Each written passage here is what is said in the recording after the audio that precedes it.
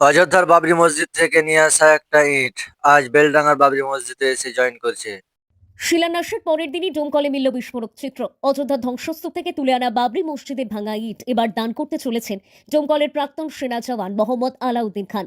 1992 সালের 6 ডিসেম্বর অযোধ্যায় বাবরি মসজিদ ভেঙে ফেলার সময় সিআরপিএফ এর র্যাপিড অ্যাকশন ফোর্সে ডিউটিতে ছিলেন তিনি। ধুলোয় মিশে যাওয়া সেই ঐতিহাসিক দিনের স্মৃতি হিসাবে ধ্বংসস্তূপ থেকে হাতে তুলে নিয়েছিলেন একটি ইট। বাড়িতে সযত্নে লুকিয়ে রেখেছিলেন এতদিন। আর সেই 1992 এর বাবরি মসজিদের ভগ্ন ইট এবার তিনি উৎসর্গ করতে চান মুর্শিদাবাদের ডোমকলে নির্মীয়মান হুমায়ুন কবিরের বাবরি মসজিদে। ঘটনা জানাজানি হতেই এলাকা জুড়ে চাঞ্চল্য।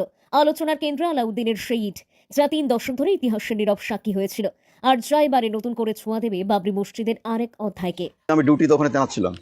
সেই সময় CRPF rapid action force RF বলে, সেটাতে আমি তৈনাত ছিলাম আমি।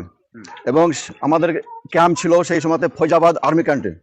ওখান থেকে আমাদের তৈরি রাখা হয়, কিন্তু আমাদের মানে আদেশ দেওয়া হয়েছিল না। সকালবেলায় আদেশ দেওয়া হয়েছিল, সকালবেলায় গিয়ে দেখি আমরা বাবরি মসজিদ একদম ধূলিসাৎ হয়ে গেছে। সেই সময় থেকে আদেশ দেওয়া হয়, সেই সময়তে সব তখন তাড়ানো হয়। সেই সময়তে কিছুই ছিল না, সেই ইট পড়েছিল কিছু, সব কিছু কিছু ইট সব নিয়ে চলে গেছিল। আমাদের কমান্ড্যান্ট জেডাব খান ছিল, সেও 8-10টা ইট নিয়ে গেলো। তখন আমি মনে করলাম যে আমি একটা নিয়ে যাই। সেই সময়তে আমি আমি একটা ইট নিয়ে ব্যাগের মধ্যে ঢুকে নিয়ে এসেছিলাম, এবং আমার এই বাইতপুর খানপাড়া মসজিদে আমার এটা সংরক্ষণ করে রাখা ছিল এটা।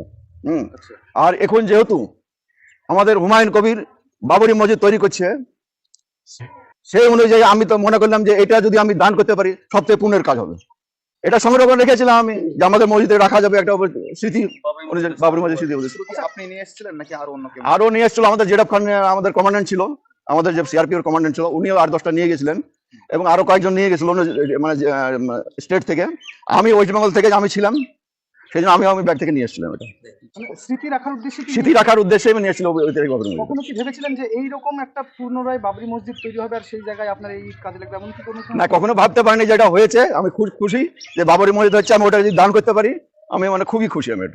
আমি খুশি, তাছাড়া আমাদের গ্রামবাসী যে আছে তারা যাতে খুব খুশি, সকলেই খুশি। আমার নাম এমডি আলাউদ্দিন খান। একজন সিআরপিএফ ছিলেন, ইনি আমার ভাগ্নে আলাউদ্দিন খান। তো উনি যখন ইটটা নিয়ে আসেন, আমরা বললাম এই ইটটা কোনো জায়গায় ফেলবে না, এটা আমাদের মসজিদে রাখা হবে।